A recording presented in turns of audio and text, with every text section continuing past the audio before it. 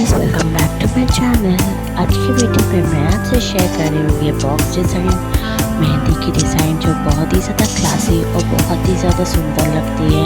मेरी ये फेवरेट है। आप इसकी ईद के मौके पे भी ज़रूर लगा सकते हो। बहुत ही एस्थेटिक फोटोज आती है और बहुत ही ज़्यादा सुंदर लगती है। तो मैंने इस वीडियो में आप सबके लिए यही डिज़ाइन लेकर आया जिसमें आपको फ्रंट बॉक्स डिज़ाइन और बैक बॉक्स डिज़ाइन दोनों ही मिल जाएंगे। ये दोनों ही डिज़ाइनिंग बहुत ही ज़्यादा क्लासिक लगती है और बहुत ही न्यू इन ट्रेंड है। तो इनमें से आपको जो भी पसंद